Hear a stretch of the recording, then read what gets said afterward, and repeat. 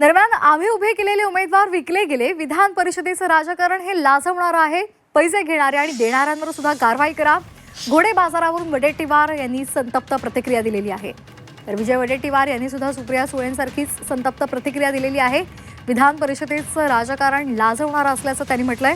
पैसे घेणाऱ्या आणि देणाऱ्यांवर सुद्धा कारवाई करा अशी मागणी त्यांनी केली आहे. आम्ही उमेदवार उभे केले ते विकले गेले. अनेक वेळा यापूर्वी निवडणुका अनपोच झाल्यात, नाही झाल्या असं नाही. पण आता उमेदवार बिना आपल्याच लोकांनी आपल्याच माणसाकडून पैसे मागत असतील, ज्या त्या पक्षाच्या, काय भारतीय जनता पक्षाच्या लोकांनी पैसे नाही मागितले, त्याही नगरसेवकांनी पैसे मागितले, तर देणार कुठून?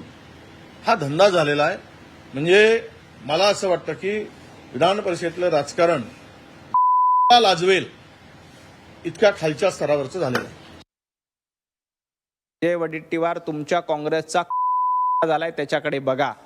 आणि तुम्ही कुणावर आरोप करतायत? ज्या कार्यकर्त्यांना वडेट्टीवारांना लाज वाटत नाही का?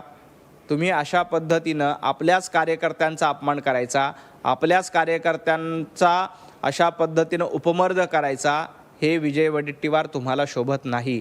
आपल्या पक्षाचा जो झालाय तो सांभाळण्याचा प्रयत्न करा आणि मग इतरांवर आरोप करा. वडेट्टीवारांनी अत्यंत